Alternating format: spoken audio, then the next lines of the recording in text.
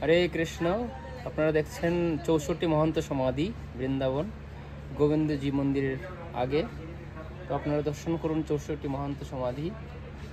তো এই জায়গায় পঞ্চতত্ত্ব আসছেন, চরণ চিহ্ন আছে, শ্রীবাস পণ্ডিতের আসন। আপনারা দর্শন করুন এবং প্রণাম করুন, সেই কৃপা পাবেন। তারপর রয়েছে গদাধর পণ্ডিতের আসন। তো শ্রীবাস পণ্ডিতের আসন, ভগবানের ভক্ত যত শ্রীবাস প্রধান তা সবার পাদপদ্ম সহস্র প্রণাম। ঠিক আছে।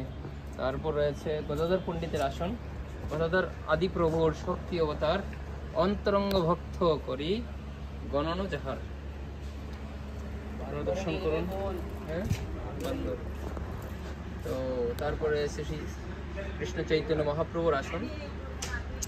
তো উজ্জ্বল ভরণ গৌর বর দেহ বিলসতি নীরব ভাব বিদেহ অন ত্রিভুবন পাবন কৃষ্ণ কৃপয়া লেশন তৎপ্রণামি চ শ্রী সচিতনয়ম।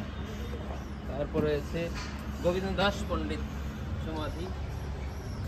তারপর রয়েছে নিত্যানন্দ প্রভুর আসন। নিখিল রঙ্গ শ্রী শ্রী গৌরাঙ্গ মহাপ্রভুর পঞ্চশত বর্ষ আবির্ভাব মহোৎসব কমিটি। তো এই জায়গায় নিত্যানন্দ প্রভুর আসন রয়েছে, আপনারা দর্শন করুন। তারপর রয়েছে অদ্বৈত প্রভুর আসন। তো এই দেখছেন আপনারা 64 মহন্তর সমাধি।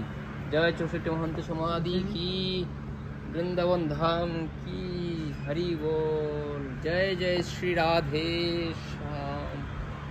সবাই দর্শন করুন 64 মহন্তের সমাধি। ভিতরে নাম লেখা আছে নাই?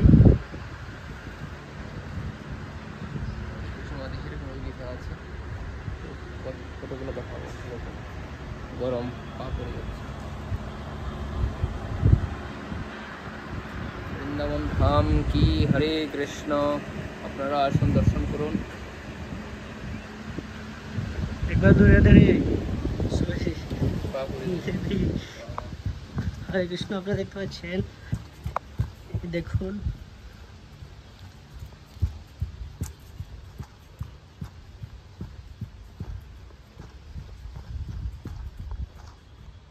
নরোত্তম আচার্য ঠাকুরের সমাধি। রামানন্দ সবাই আছেন এখানে, দেখুন।